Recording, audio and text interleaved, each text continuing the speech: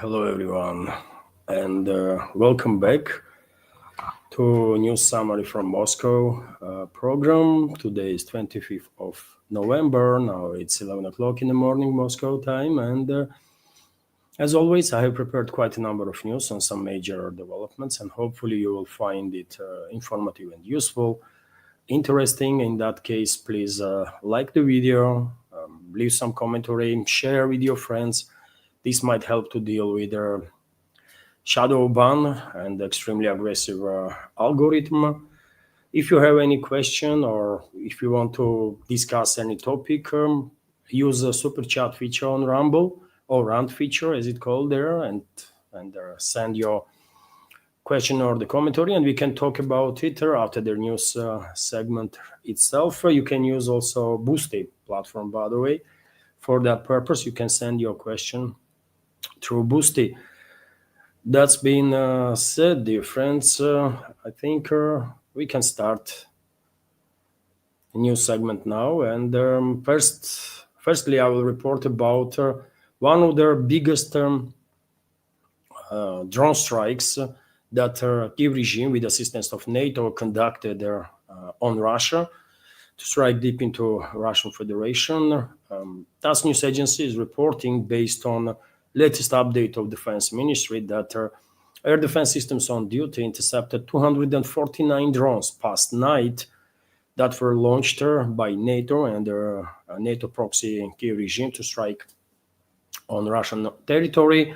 I can give you some details on that. So from 11 p.m. yesterday late evening to 7 a.m. this morning, on November 25th, air defense systems intercepted and destroyed 249 Ukrainian fixed-wing unmanned aerial vehicles, according to Defense Ministry. 116 of them were destroyed over the Black Sea. Most likely, direction of those drones were Crimea, and 76 drones were intercepted over the Krasnodar region, 23 over the Crimea, 23 did reach Crimean Peninsula and were intercepted there.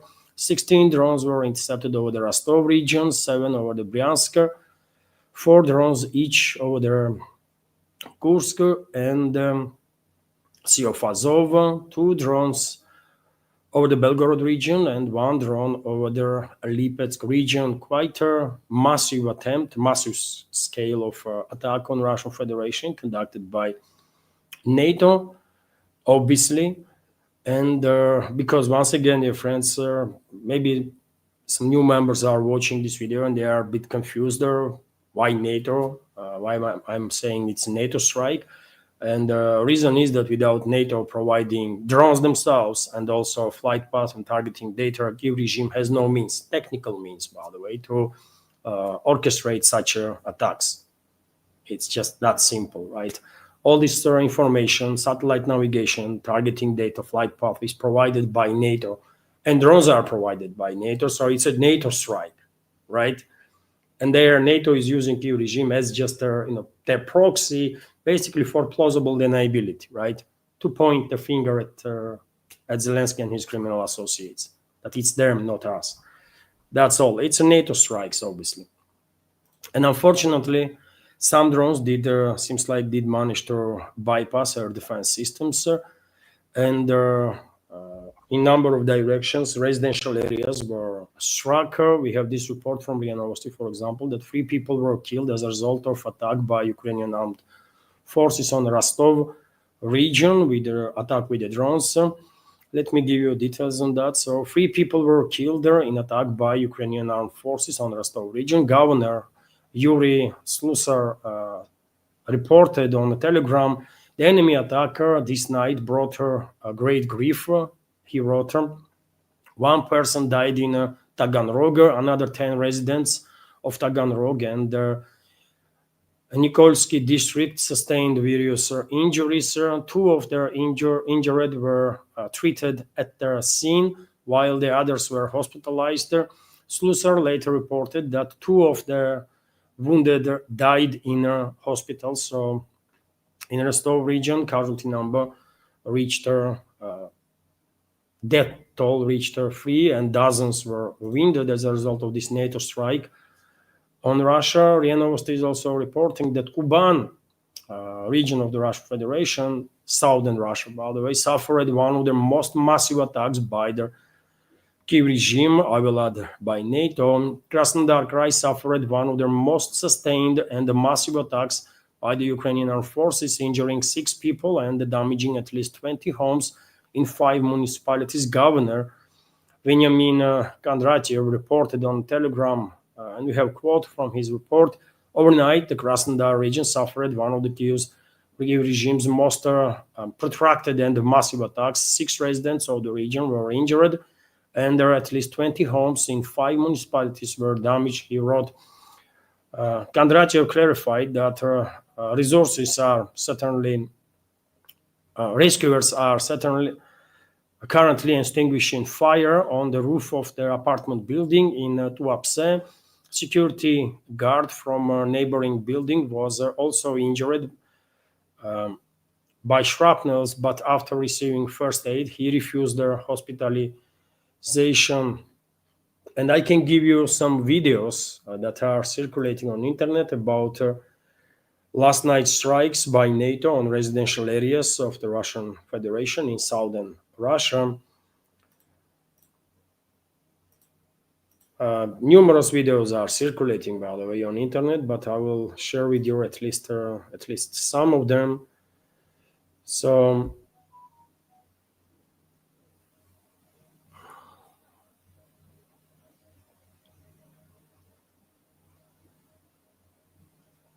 well, unfortunately, seems like StreamYard don't want to see those videos or don't want to acknowledge existence of those videos, which is strange to say the least.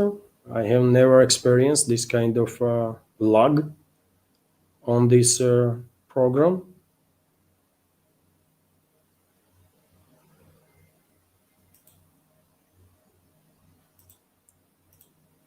But I will show you anyways, dear friends. I will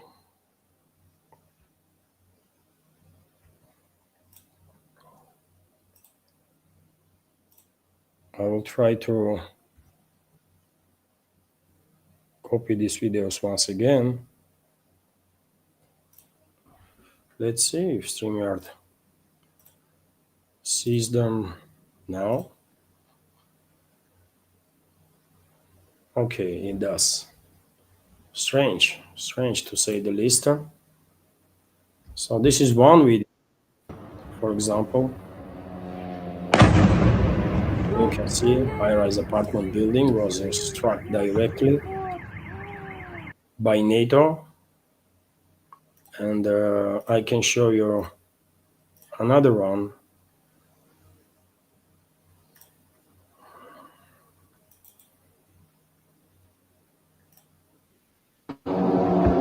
Ебать! Ты что, дура? I will take out noise there. So direct hit on residential building again. Most likely you will never ever see this kind of videos in the Western so-called media, by the way, 100%. They are ignoring completely these war crimes that intentionally are committed by NATO and NATO proxy and Kiev regime against Russian civilians. And when it comes to work of Russian air defense systems past night, I can show you also this video that depicts several seconds of active work of air defenses in Novorossiysk, for example.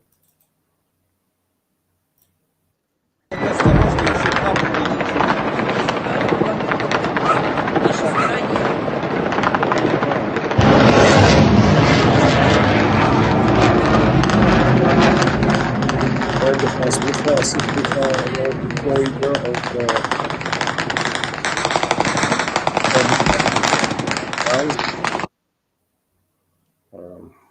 according to reports that I see, this is Novorossiysk, by the way, work of air defenses in Novorossiysk. So that's what is happening, by the way. Yet another terrorist attack on Russian Federation conducted by NATO with the direct involvement of NATO, of course, and hopefully they will come when all these NATO countries that are directly involved in this proxy war against Russia and killing of Russian citizens will pay as heavy price as possible. Hopefully that day will come. I'm all for revenge, by the way, on all those NATO countries that are engaged in this war against Russia. And I will always support any hostile actions against those NATO countries by Russia and by any other country. Revenge has to happen, period. Last night, dear friends, Russian militaries conducted retaliatory strike, but unfortunately not on involved NATO states, but on Kiev-controlled territory only, at least for now. That's what is happening. And one of the directions of Russian retaliatory strikes was Odessa region and also Kiev. And I can show you some videos that are circulating on internet about this last night retaliatory strikes of the Russian Federation. Let's see if StreamYard will let me open these videos. So this is launch of Caliber missiles.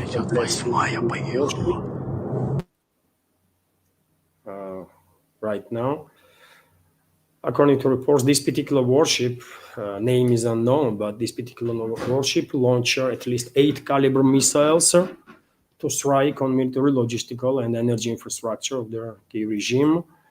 There are some videos that are depicting arrival of some of the missiles. Reports are that not just Caliber cruise missiles, but also Kinzhal hypersonic missiles were launched to strike enemy. And these are, for example, one of the strikes.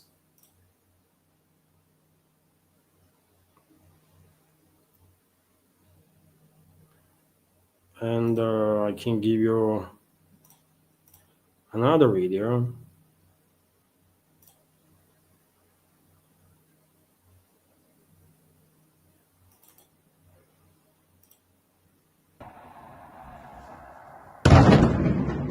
So that's another one.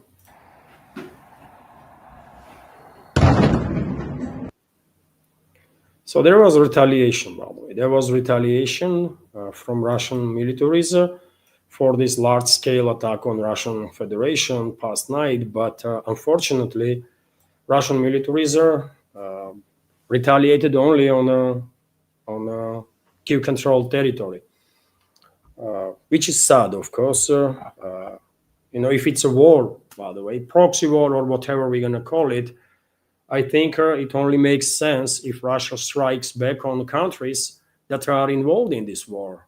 Who gives a fuck if those countries are NATO member states or not? They are attacking Russia, and we have to retaliate and bring the pain to those countries, period. There is nothing to really discuss there, but unfortunately, Russian leadership thinks other way. Okay, it's their decision. They are Russian leadership, not me. But I'm quite sure very many people here in Russia are too frustrated, extremely frustrated with this kind of attitude when we are only striking on a Kiev-controlled territory, no matter what kind of provocation NATO gonna come up with and what kind of hostilities they're gonna commit. I remind you that Russia did not retaliate on the NATO states that were involved, even on attack on Russian nuclear triad. US and UK, first of all, which is insane, right? After that, I guess nuclear deterrent is no longer a thing. It's just empty words because US and UK do not care to attack even nuclear triad, even nuclear forces of Russia, which is insane. Yes, but it's factual still, right? Nevertheless. Anyways, things might change, things might change. By the way, let's continue with some other news now, and I give you some update on developments on the battlefield.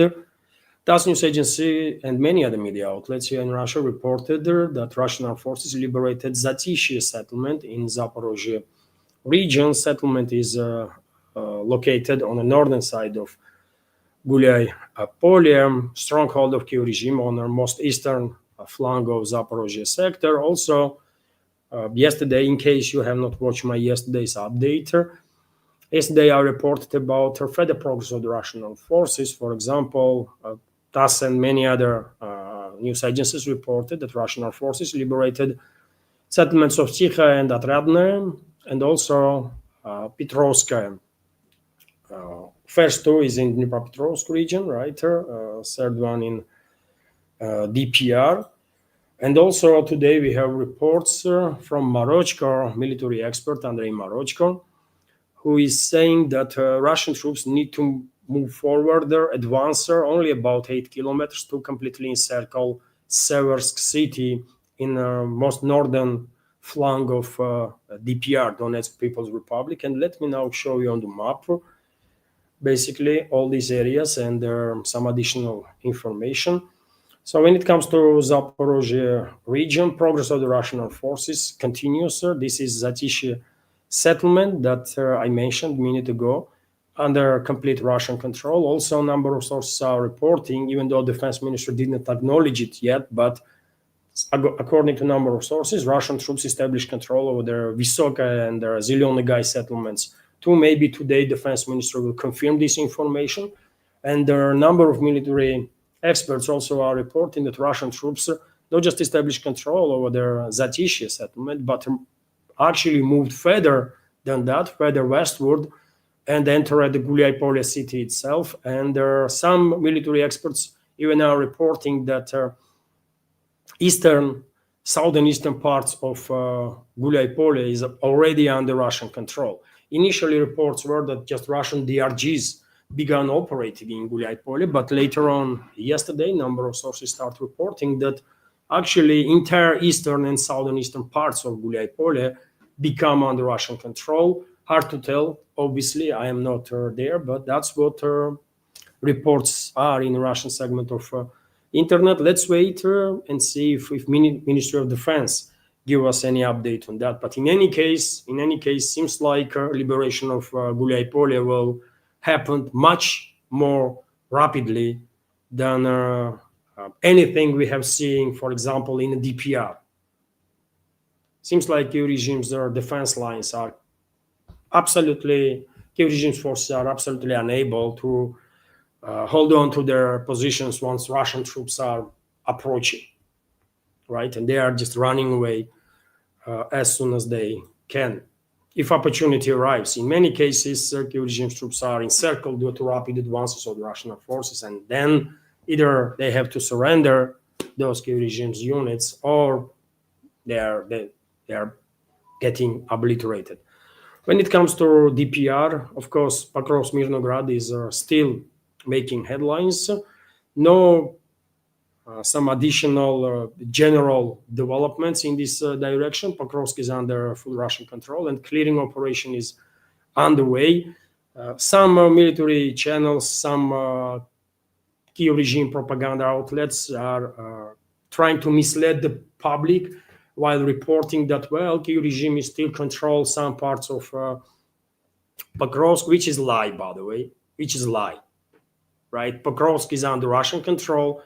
There are some small units of Kiev regime that could be trapped here and there, because this is quite a large town after all, right? And there is plenty of places where small units can hide. But the presence of these encircled small units does not mean that Kiev regime is in control of anything, right? So all those reports that you might see from pro-Ukrainian or Kiev regime's propaganda outlets that they still have a strong presence in Pokrovsk is just freaking lie, man. No serious stuff there. When it comes to Mirnograd, reports are that Russian troops are about to finalize clearing operation in the most southern part of Mirnograd. And I guess then we will see final pusher to finalize clearing operation in northern, bigger part of this city. On daily basis, reports are coming in about attempts of encircled forces of the Kyiv regime to break out, and small units of 2, 3, 5 people might actually managing to get out of encirclement unnoticed by Russian militaries or drones, especially at nighttime, especially if there is a fog, right? But main body of these encircled troops are still in northern part of Mirnograd, and I expect this week to see big units of Kyiv regime on a scale of companies or maybe even battalions to lay down arms and surrender. Let's see how the situation develops, of course. But initiative obviously is in Russian hands, and no way, not even a slight chance that Kyiv regime and their NATO will manage to regain initiative on any of the directions, not just in Pakrovsk, Mirnograd, but on any directions whatsoever. Also, reports are about further activization of the Russian troops in a breakthrough, so-called breakthrough area on the northern side of Pakrovsk, Mirnograd. There are some military experts even are reporting that Russian troops established control over the Shakhova settlement. Could be true, by the way. Russian Defense Ministry did not yet make any comments on that, did not share with the public any update, but could be true, of course. When it comes to Konstantinovka direction, I already reported yesterday that according to head of DPR, Denis Pushilin, Kyiv regime's forces are fleeing central areas of Konstantinovka, leaving behind their their own wounded comrades, by the way, and also all sorts of military equipment. And even though the Defense Ministry did not give us any update on the current situation in Konstantinovka, my understanding is that if Kyiv regime's forces are running away from central Konstantinovka, then Russian troops should be either on approaches or already in the central parts, right? Otherwise, why would Kyiv regime's troops run away, leaving behind their wounded and the military equipment? It makes no sense, right? This map is quite late with updates, and therefore on this map you only see in a gray zone or as area where Russian troops are present, just a little part of southeastern Konstantinovka. But yet again, Denis Pushilin is saying, governor of the DPR, that Kyiv regime's forces are running from central areas. So therefore, Russian military should be somewhere there, right? When it comes to Seversk Liman directions, no major updates, at least for now. As I already said, Marochko, military expert, is reporting that Russian troops need only about 8 kilometers to completely encircle the Seversk. Maybe before end of this week, Russian troops will actually conduct offensive operations to finalize encirclement of this city. Well, might happen, of course. In any case, Russian troops are advancing not just in Seversk but also in Liman direction, and their progress is so significant and rapid that for quite a while now I began predicting that not predicting, but I began sharing my personal opinion that it might be that Russian troops will liberate Liman first and Seversk after that, because Russian troops advanced towards Liman with unbelievable speed. By the way, I was surprised. I guess many people were surprised, right? But anything might happen. In any case, it's all good news. Russian troops are advancing, so it don't really matters which town, Seversk or Liman, will be liberated first or the second. Both settlements gonna be liberated anyways, right? It's only a matter of time. And then, of course, Russian troops will begin preparations for a final push in the DPR, final advance towards last major strongholds or last major defense line that Kyiv regime has, which is Kramatorsk, Slavyansk agglomeration. When it comes to Kharkov direction, well, according to Russian Defense Ministry, Kupiansk city is under full Russian control.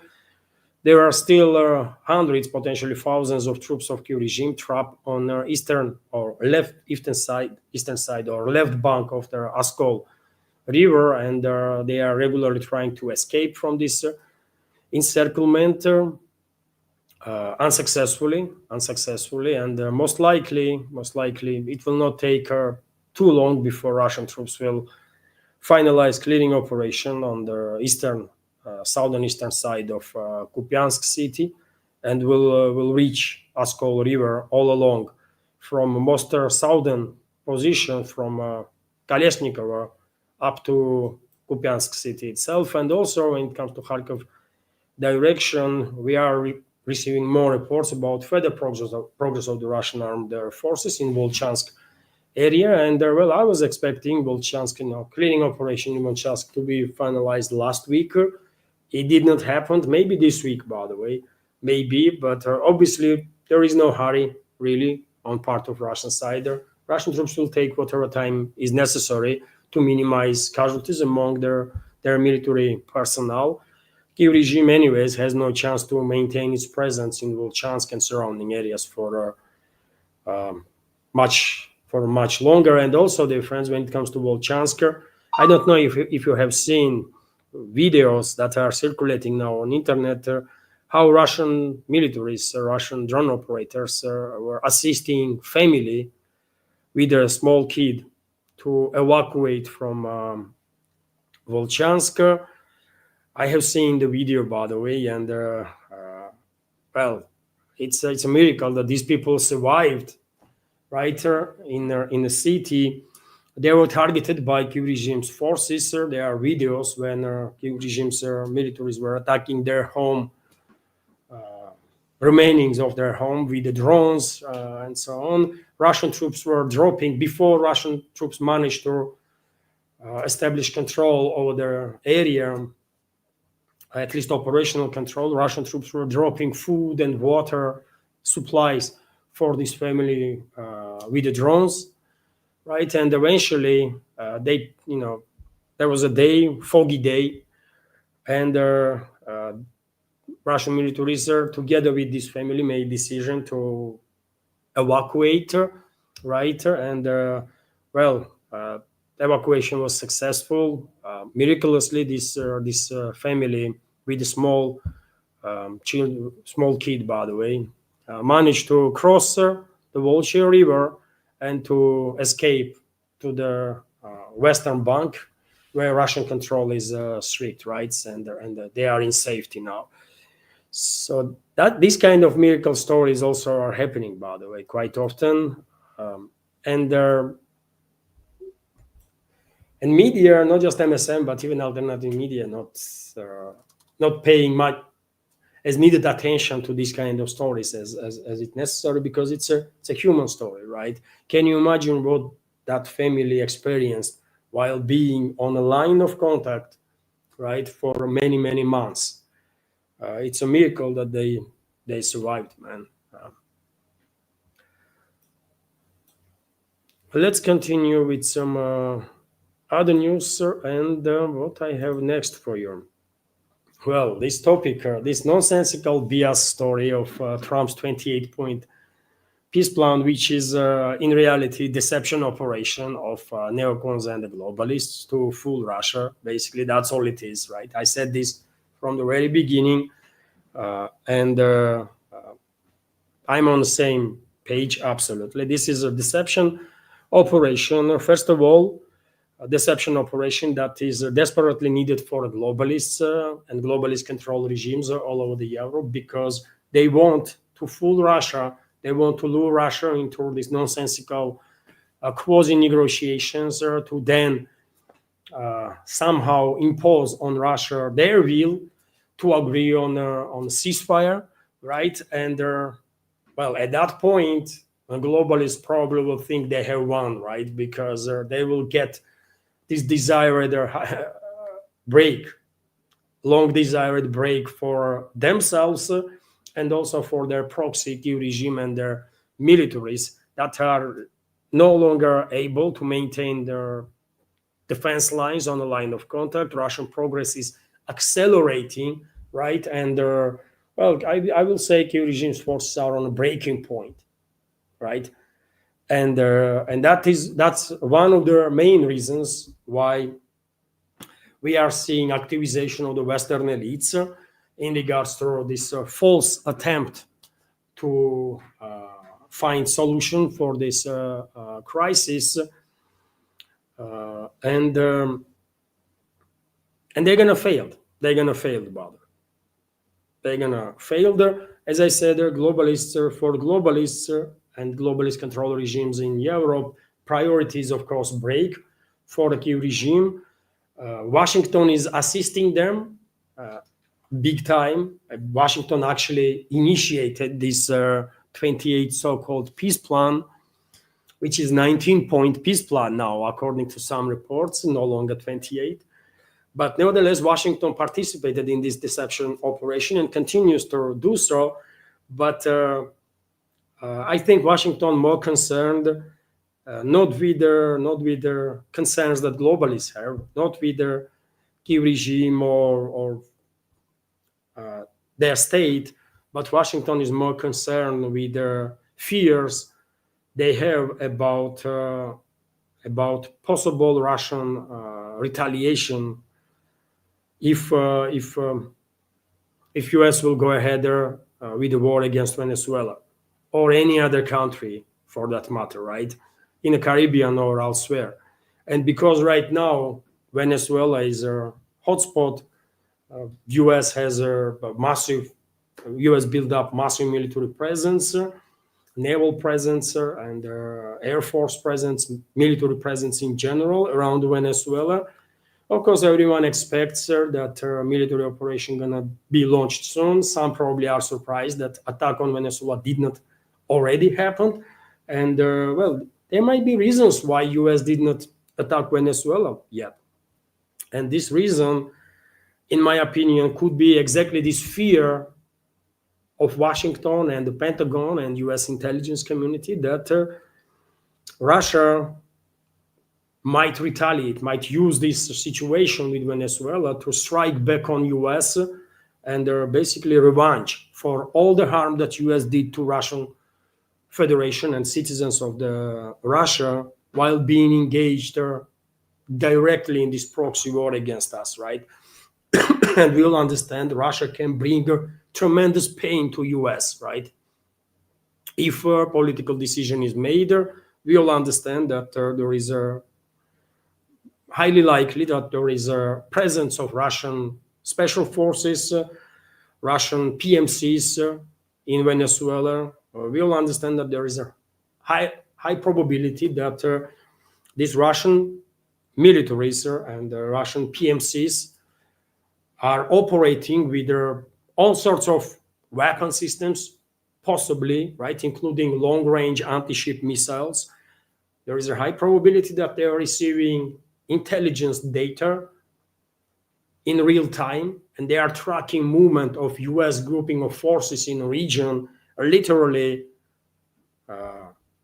on regular basis, right, in real time. They have satellite intelligence for that, and they are well positioned, I guess, to strike on US militaries on behalf of Venezuela as hard as possible, right? They are in a position, I think, to turn Venezuela into a graveyard for US military forces that will dare to land, that will dare to conduct landing operation, and these Russian special forces or PMCs, let's say, private military companies, are, I think, well positioned to turn either Gulf of Mexico or off coast of Venezuela, Caribbean Sea, into graveyard of U.S. Navy. So there is reasons why U.S. Leadership, why U.S. Political class, intelligence community, and militaries are cautious. There is reasons for that, and I think this fear that Washington, Pentagon, and CIA has is one of the reasons why Washington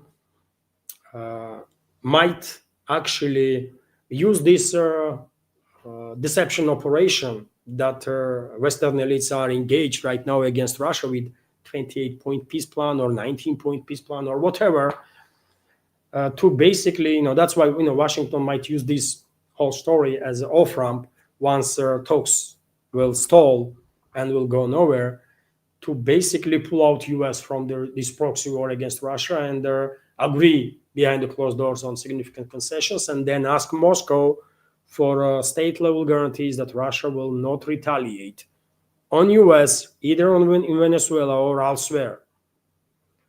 And I think for this, US will pay dearly, right? US political class will pay significant concessions as a compensation to Russia, because yet again, US harmed Russia in such ways that this cannot be forgotten, right? Or forgiven. Only way Russia will not seek revenge on the state level is if US will actually pay compensations. Big, massive compensations. I'm talking about trillion plus, about it, right? This can be done. This can be agreed behind the closed doors. This information is not necessary to become public so that Washington will save the face, kind of, right? But this has to be done. Otherwise, I'm telling you, man, in whichever country US will dare to go in with their hostile plans with the war, US military is gonna, and US interests gonna get a tremendous blow, basically, right? Because there is a tremendous incentive on part of Russian leadership, political, military, intelligence leadership, also on behalf of Russian private military companies, on behalf of Russian private influential groups, to revenge on US anywhere and everywhere. And this is significant. This is significant. I don't think US has ever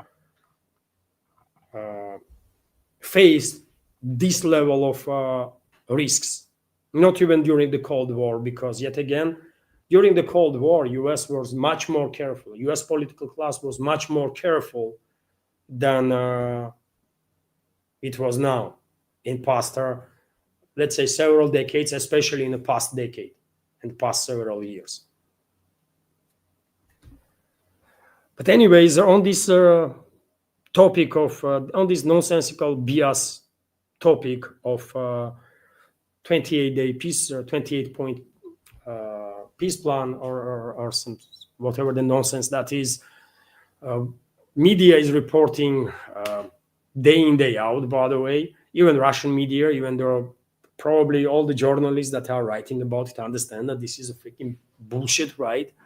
And this topic does not deserve this much attention, but well, media is reporting about it, so therefore I have to share with you what this media is talking about, right? What these reports are. And for example, TASS news agency reported that Zelensky claims number of points in Ukraine peace plan has been reduced, and there are some other sources that are confirming this. So Vladimir Zelensky claimed that the number of points in the Ukraine peace plan has decreased following their meeting in Geneva. As of now, after Geneva, there are fewer points, no longer 28. In fact, the entire day yesterday was filled with meetings. It was a difficult, extremely detailed process, Zelensky said in a video address. According to him, he intends to discuss the plan's sensitive issues with US President Donald Trump. Zelensky did not specify when his meeting with the US leader would take place. Although he confirmed, by the way, Zelensky confirmed that he will meet with Donald Trump to discuss these most sensitive issues. And reports are coming in that his inner circle is advising him not to go to US because it might not well end for him. Let's see what is going to happen. Some media is reporting that maybe meeting between Zelensky and Trump will take place even before end of this week. But yet again, what for? I mean, what is going on, really? I mean, there is so much talk, so much noise around this topic that is absolutely nonsensical. Then, I've struggled to wrap my head around this BS, man. What's going on? What is wrong with these people, man? Why they are talking about some nonsense 24/7, non-stop? I don't get it. TASS news agency is reporting also that Zakharova called the EU's conditions for achieving peace in Ukraine absurd.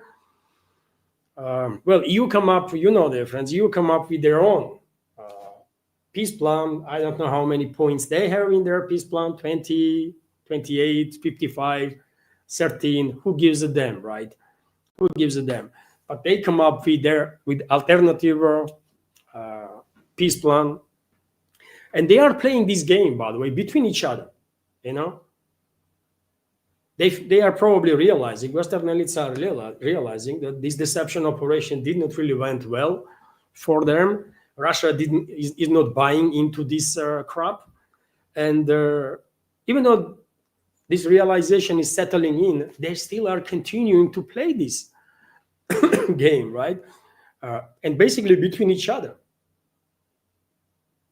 Which is, I mean, from outside, it does looks like a freak show, man. What's going on? But and comments from Moscow clearly demonstrates that. For example, Zakharova, official representative of foreign ministry, is openly saying that EU's conditions for achieving peace in Ukraine is absurd. Let me give you some details. Russian foreign ministry spokesperson Maria Zakharova commented ironically on the European Commission President Ursula von der Leyen's statement that Ukraine had allegedly chosen a European destiny. Okay. Von der Leyen listed the EU conditions for the settlement in Ukraine. Specifically, the head of the European Commission demanded that Ukrainian armed forces be prevented from being reduced in size. And this is a quite interesting topic, by the way. I mean, let me finish this news and then I'm going to give you an opinion.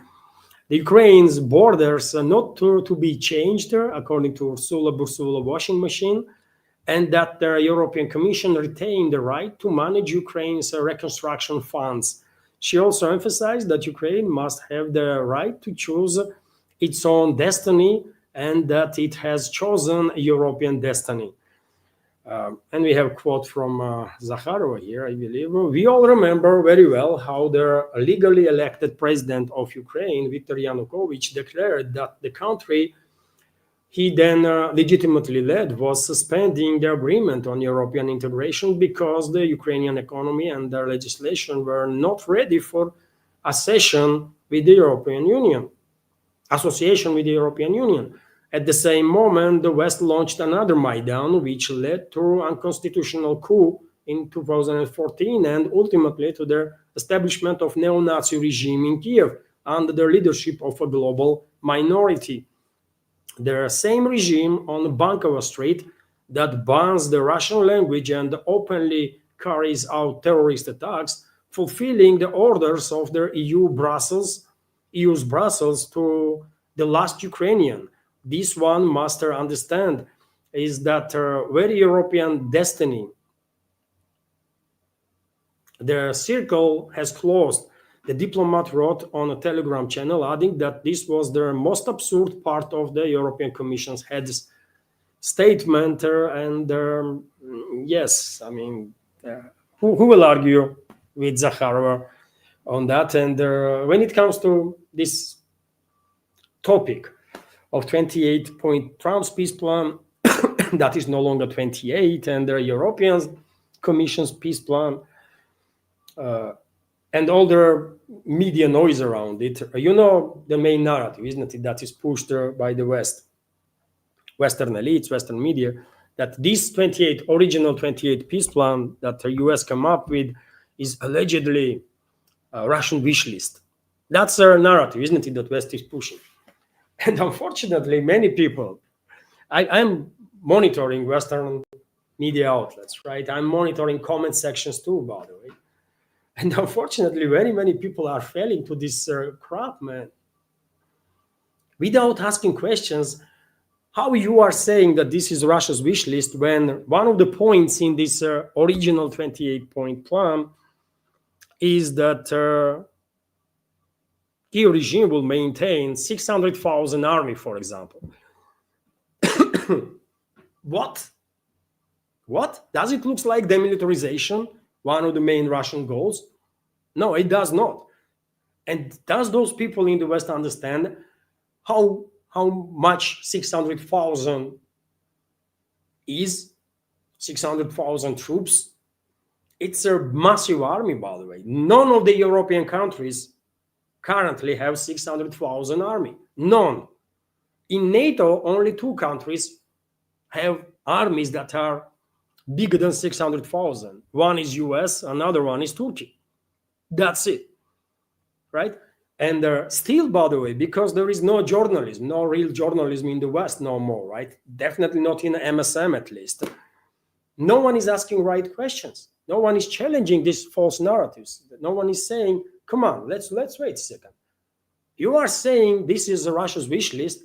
Are you sure about it? You think Russia wants Kiev regime to maintain 600,000 strong army?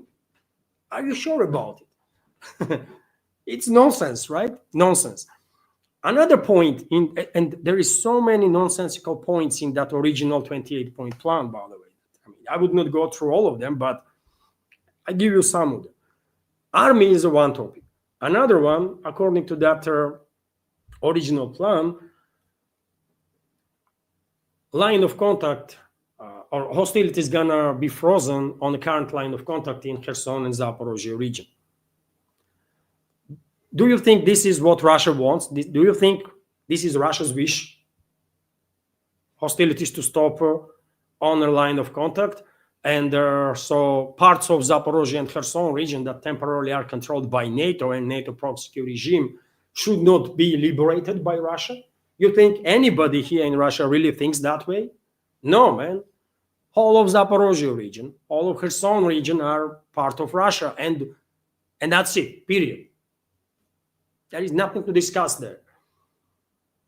But still, somehow Western propaganda is pushing, managing to push narrative that this is Russia's wish list.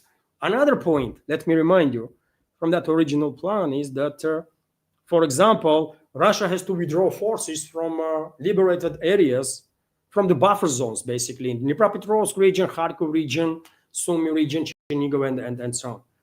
You think this is Russia's wish list? You think Moscow would ever initiate this idea? No, man, no. Thousands of Russian troops died and were wounded while liberating these areas, right?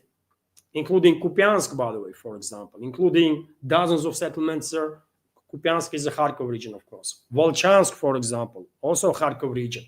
In Dnipropetrovsk, by the way, there is dozens of settlements that now being liberated by Russian forces, and their buffer zone is getting bigger and bigger. You think Moscow would ever initiate plan in which Moscow obligates itself to withdraw from these territories? I mean, come on. No one can consider this seriously, right? There is another point in this original plan that allegedly is Russia's wish list, according to Western propaganda, which is, for example, Russian frozen assets.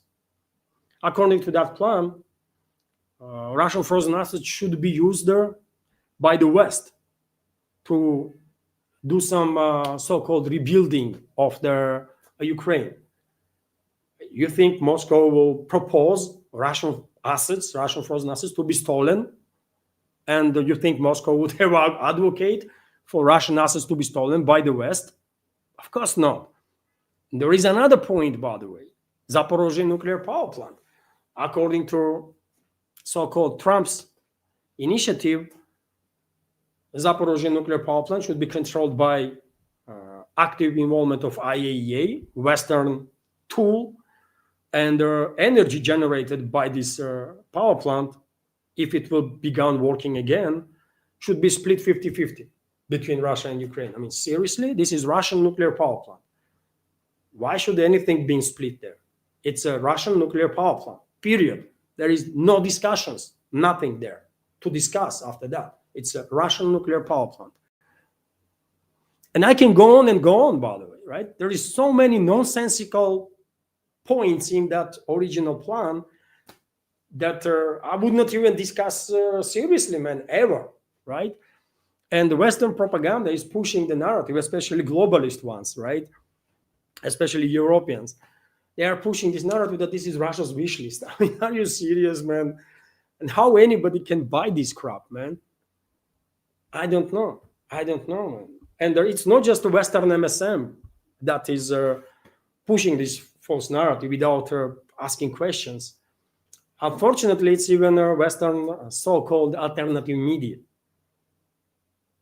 which is crazy and strange. Some of them, not all of them, thanks God, but even some so-called alternative media enterprises are pushing, failing at least, seems like, for these false narratives that this is Russia's wish list. No, man, none of it is Russia's wish list, right? If we are talking about Russia's wish list, then I can come up with 28 points right now, and those 28 points are going to be very, very different than what was in that original plan, right? But nevertheless, I mean, you see, when there is no freedom of speech in the West, when there is no media, true journalism in the West, Western elites are able to push whatever narratives they want over the public, and majority of people are buying literally anything, And majority actually believes, I guess, at least in Europe, where this anti-Russian propaganda is just extremely, extremely harsh, in US also, basically, majority probably believes that, yes, I mean, Trump, for whatever reason, just took Russia's wish list and presented to the world, which is nonsense, by the way, which is nonsense. This is a wish list, actually, of the Westerners. This is wish list of neocons and the globalists, because they are losing, by the way, and they are desperate to somehow fool Russia, right, and achieve a break for themselves and for their proxy regime in here, so that they will rearm and reinforce them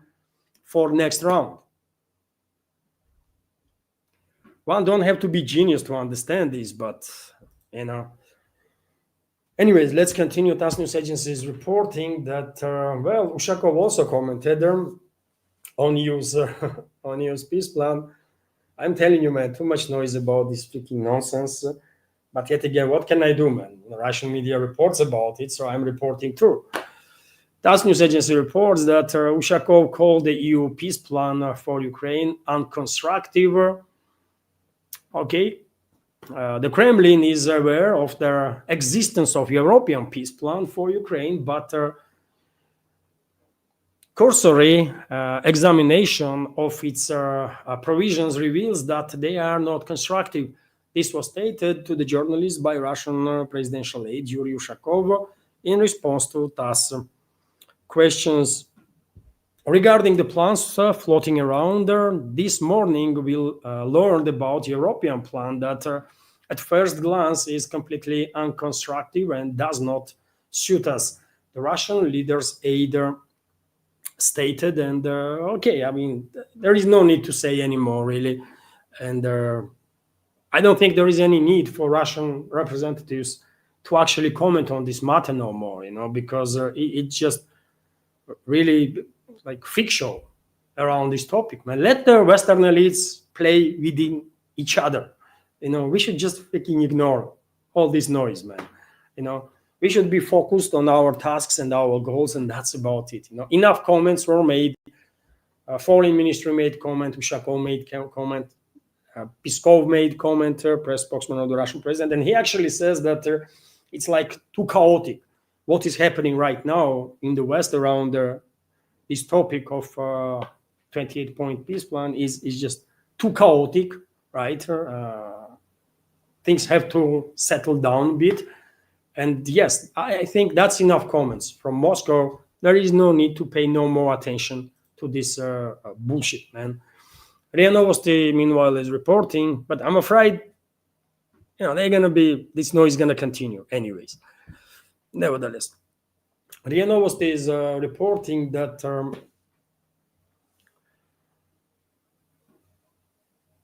Ushakov also stated that no one held any specific negotiations with Russia regarding this U.S. Plan, right?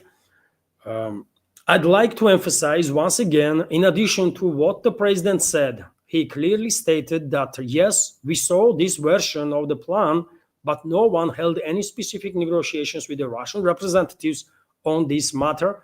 Ushakov clarified, and dear friends, once initially when this plan surfaced in Western media, Axios was first, isn't it, that reported on the matter, and then all the other media outlets began creating this freaking noise.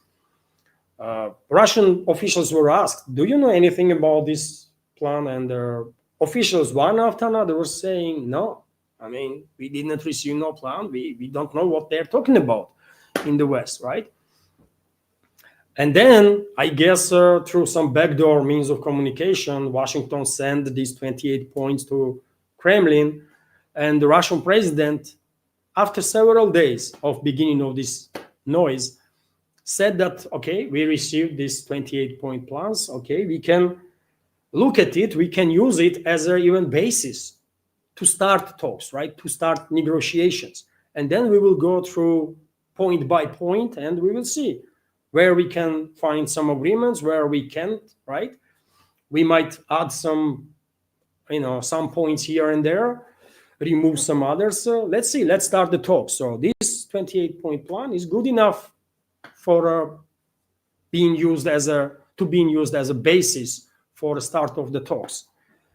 And that's it, right? After that, there was no specific talks, no discussion on details or anything. Right, all this noise that we are hearing is exclusively generated by the Western elites for the Western elites, I guess. Right, they are just sharing this stuff between each other, I guess, because Russian leadership is not engaged in no talks, at least for now.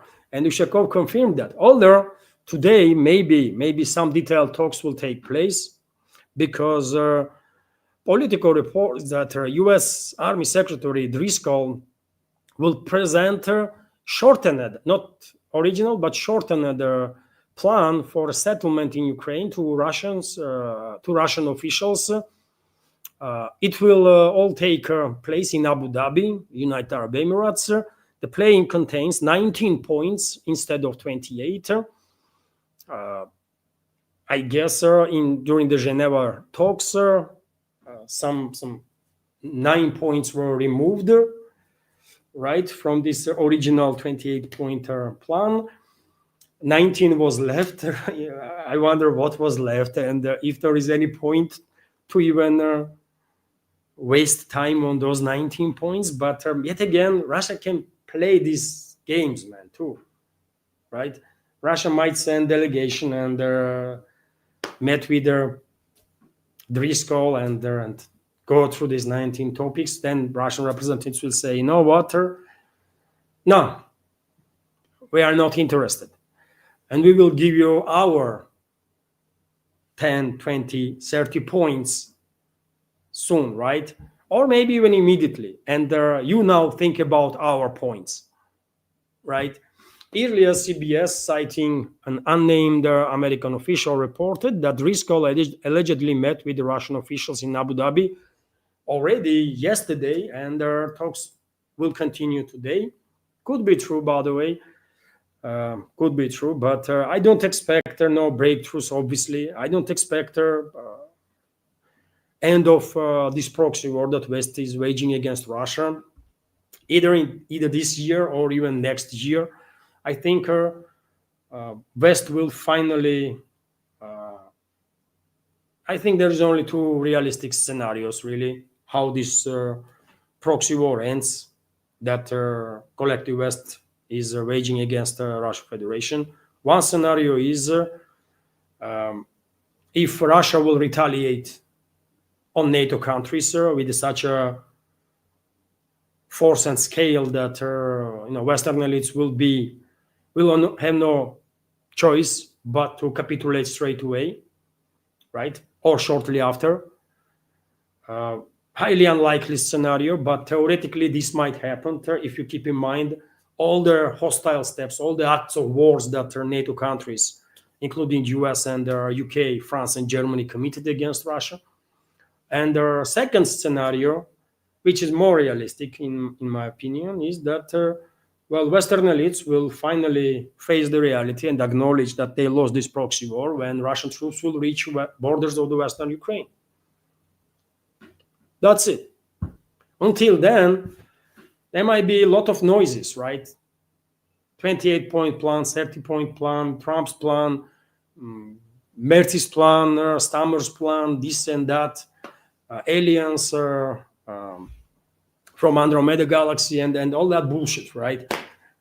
They can be too much. They can and will be too much noise, but on the ground, special military operation will continue, and yet again, most likely, this proxy war that West is waging against Russia will end only when the Russian troops will reach Western Ukraine, borders of the Western Ukraine.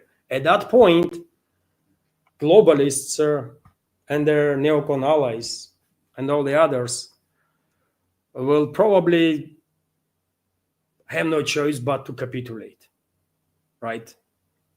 That's about it. Until then, no matter the noise, special military operation will continue, and Russia will continue to demolish, decimate, destroy collective West and their proxy, and humiliate, by the way. Many people are ignoring maybe, especially in the West, how humiliating all this story is for the collective West, by the way. 40 plus countries are fighting Russia and are failing.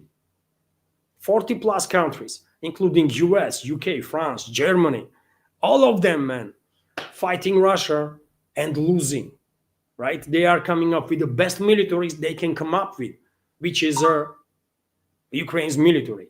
They are sending whatever weapons they can send, right? With the exception of some nuclear weapons. And they are still failing.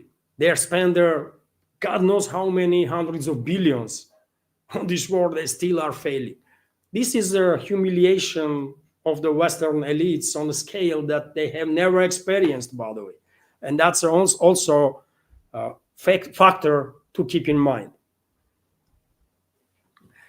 Anyways, today there might be some meeting, maybe media will be involved, invited, and some statements will be made. Who knows?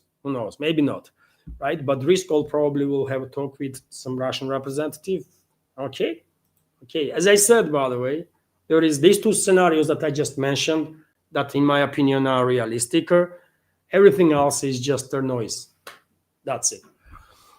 Meanwhile, a press spokesman of the White House, Caroline Leavitt, went to say that vast majority of Trump's Ukraine plan has been agreed upon. And the question I have, agreed upon with whom? Between whom, by the way? I mean, Western elites, yet again, man, this noise seems like is not just generated by Western elites, but is also directed to the Western elites. They are talking to each other, right? What the hell? And Leavitt is saying exactly that, well, most of their points have been agreed upon. Okay, London, Washington, Berlin, and Paris discuss some stuff, maybe some others, and they agree to agree. And then who gives a fuck, man? Really? What Washington and London agree or disagree on? I mean, who cares, man? What Leavitt is talking about? Who gives a fuck, man, what you think? Western elites. Who are you? You are freaking nobodies, man. Period. Right? Know your freaking place. Dirty creatures, man. Filthy fucking animals. TASS news agency is also reporting that Trump discussed issues concerning Russia and Ukraine with Xi Jinping, Chinese leader. And this one is interesting in a way. Trump had a phone conversation with Xi Jinping, and I think probably they did spoke about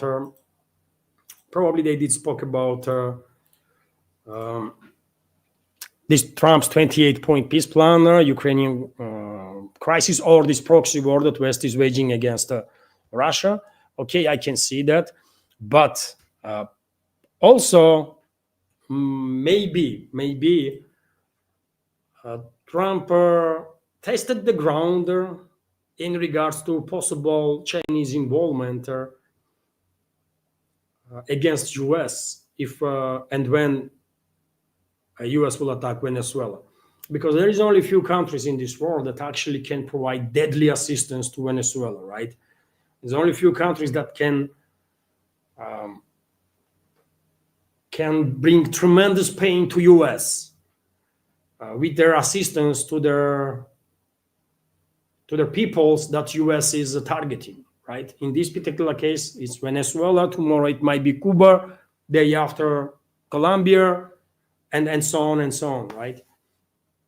And I think true reason why Trump had a conversation with Xi Jinping is to check where China stands. Will they act against the US if Americans attack Venezuela or not? Will China provide Venezuela with their intelligence, with their some other means or not? And that's about it, really.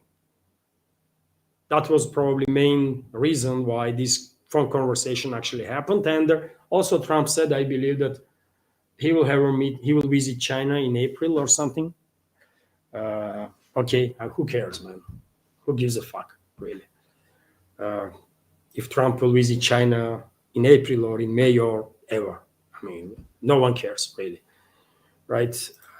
US president is not that relevant anyways, and US is not that relevant anyways, right? US is being humiliated right up front of our eyes.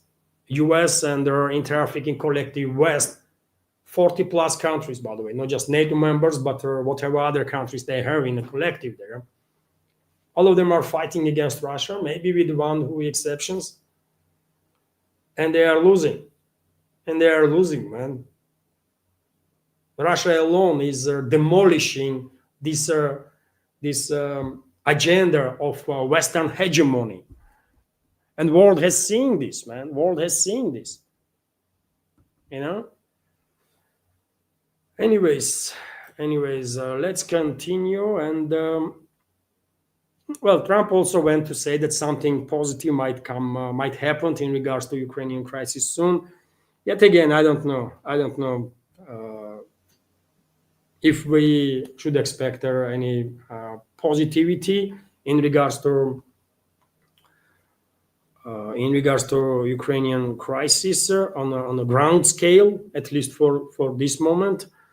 Of course, it will be positive development if US will agree on the concessions before Russia, if US will capitulate, basically, sooner rather than later. And if US administration will withdraw this country from this proxy war, that would be major development, obviously. But, and in that case, if US will be withdrawn from this proxy war, and if US will agree on the concessions before Russia, in that case, Moscow might actually give them some sort of promise, at least, right? That on a state level, Moscow will seek no revenge against US for all the harm that was done to Russia and Russian citizens. But is Trump or his administration in a position really to withdraw US from this proxy war, even if they want to? I don't know. Whatever forces are behind the Trump administration, seems like they are quite weak, man. They are quite vulnerable to globalists. And this is the reason why Trump's administration is playing so much with the globalists, right? Otherwise, US should be withdrawn from this proxy war against Russia immediately once Trump was inaugurated. But this force, whatever force is in charge there, they are just too freaking weak, right? And globalists are too powerful, and globalists have too strong presence in US itself, not just Democrats, but also in intelligence community, in media, in alternative media. Globalists are just too freaking powerful, seems like, for current ruling class in the US, and therefore I don't think they'd be able to pull out US from this proxy war. They will stay in to the end, I guess, right? Although, of course, I would love to see US being withdrawn from this proxy war, because in that case, of course, Russia will finalize victory against the globalists, against Western elites, much faster.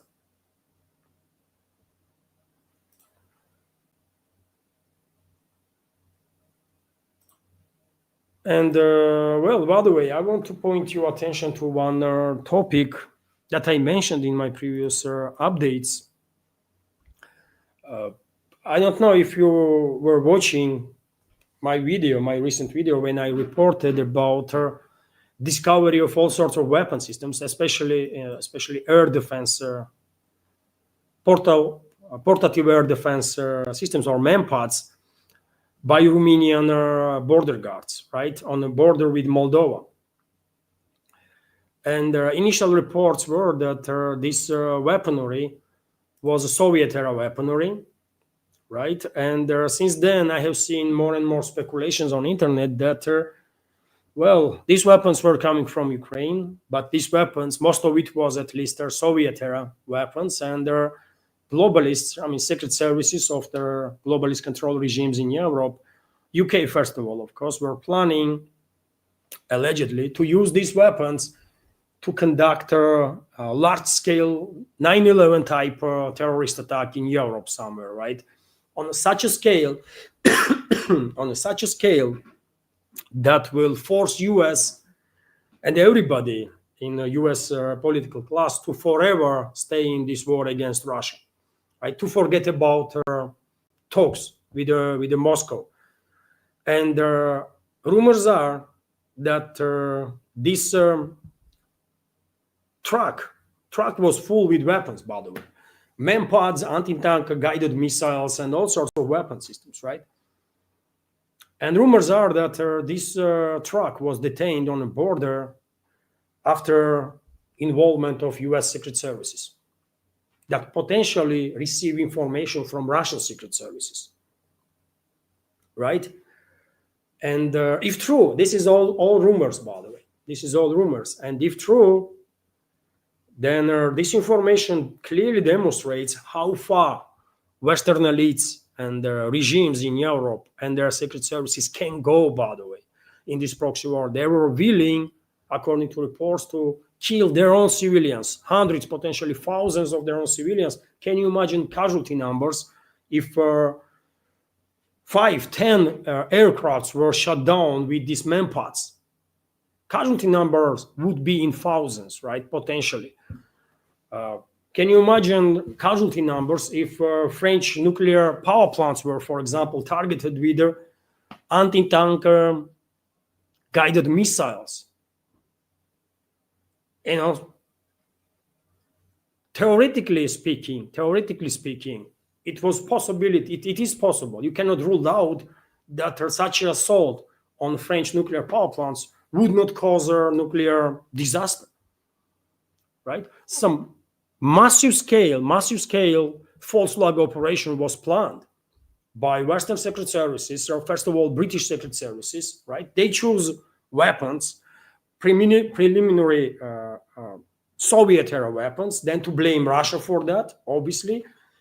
Initial reports were that among all these bunch of weapons, 8 or 9 Stingers were found there, US-made Stinger MANPADS, but then a number of Romanian media outlets reported that actually it was not a Stinger, but it was Soviet-era builder Strela missiles, Strela air defense missiles systems, right?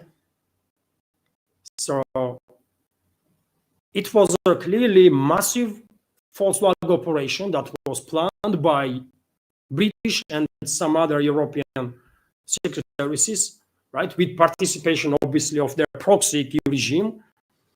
This truck managed to enter Moldova and cross Moldova, not just leave Ukraine, by the way, not just leave Kiev controlled territory without any issues, but also to cross Moldovan territory with no issues and this truck entered Romania, right, and was detained there by Romanian border guards. And yet again, according to reports, only after this would not happen, probably Romanian border guards would pass it on this truck.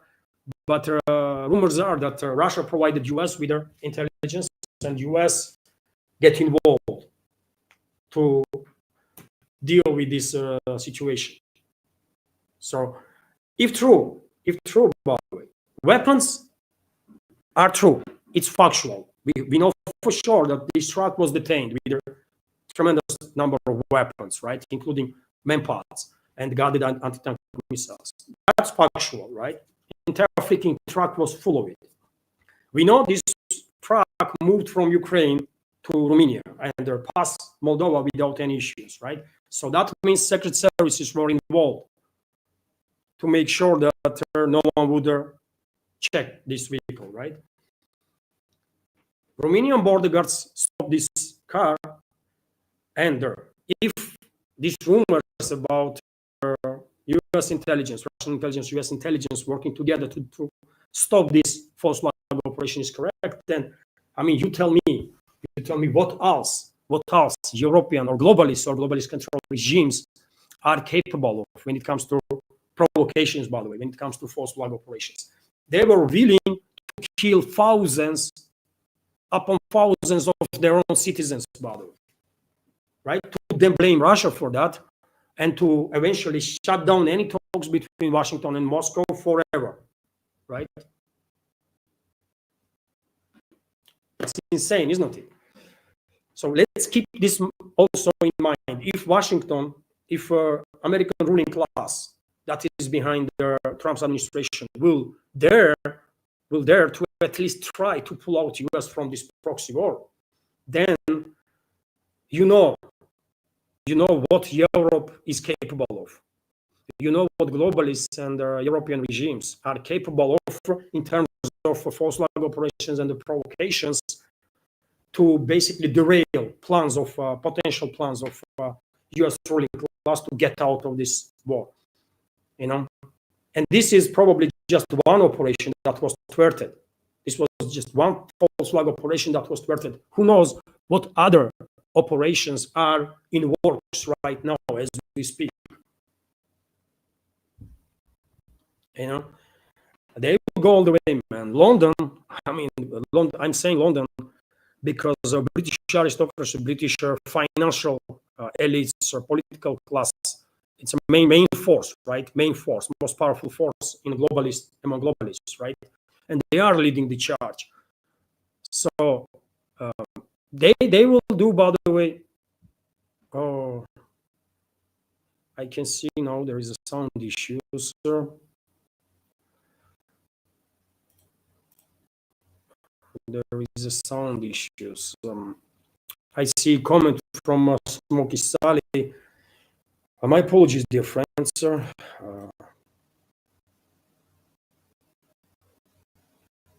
My apologies, sir. You know what? I can turn off VPN. I can turn off VPN, by the way, to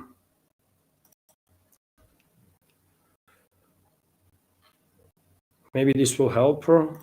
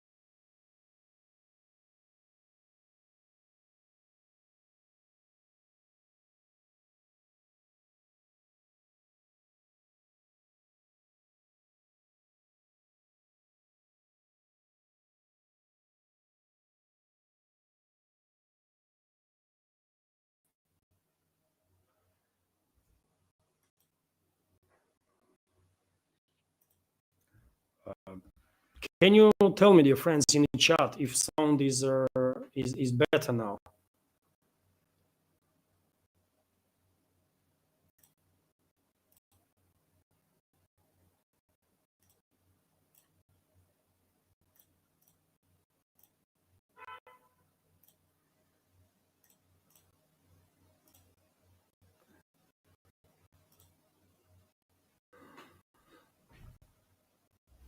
Worse? Well,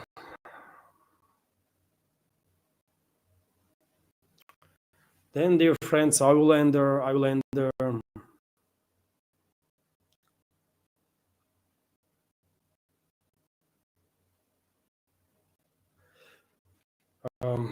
end the live stream, dear friends, and I will try to make second update today on Patreon and Boosty, and I was unable to do it yesterday, but I'll try it today with the rest of the news. With the rest of the news.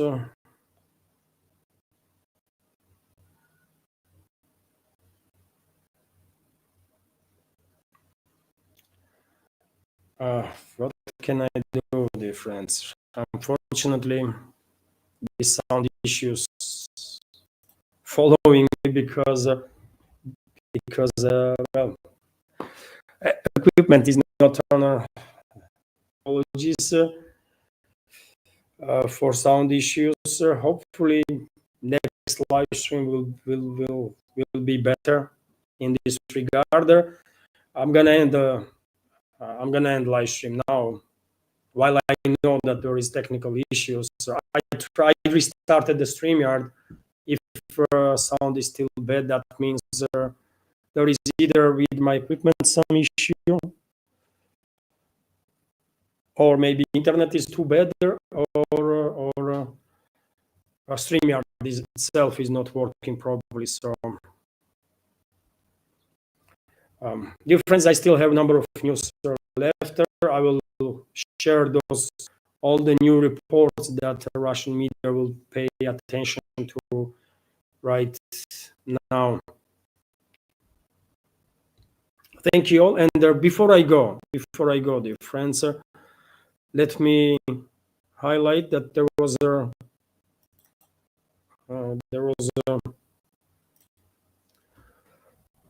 super chat on Rumble from Scooby.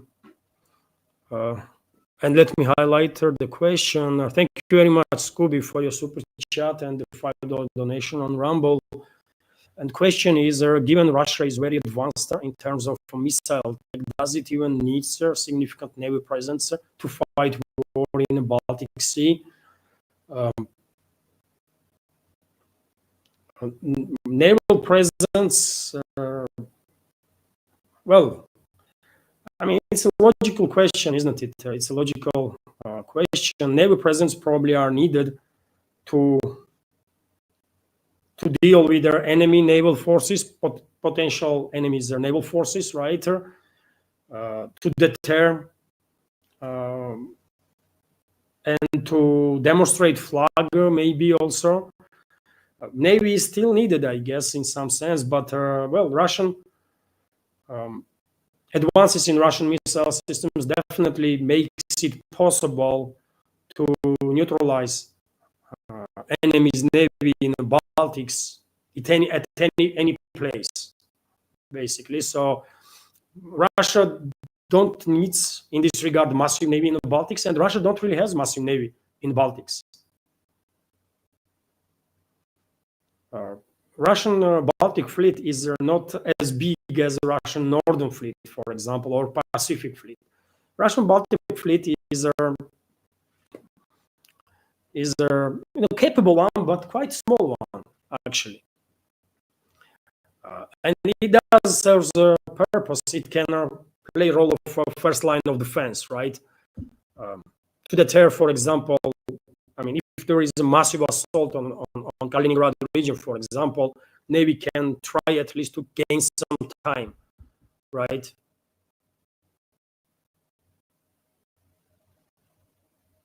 Smoky. So that's what I think. But I mean, I understand your points, Scooby. Absolutely, absolutely.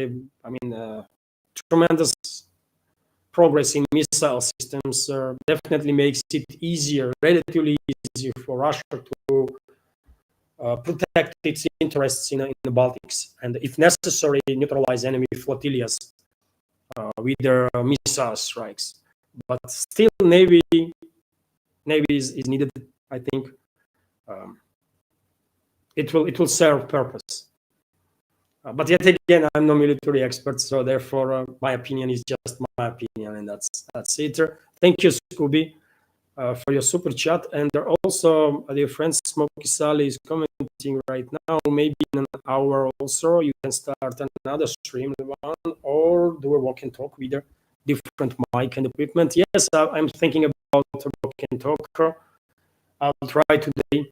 Yesterday was miserable weather, by the way. I was planning to do walk and talk video, but weather was it was raining whole day. Today is a bit better, seems like, so I will go for a walk and talk video, and I will share additional information in that video. Thank you all, dear friends. My apologies for this technical issue with the sound. Sometimes things happen that I just can do nothing about. Unfortunately, hopefully until these technical issues emerge, live stream was okay and interesting. And if so, please like the video, dear friends. This might help to reach wider audience. Bye for now, and take care. Thank you.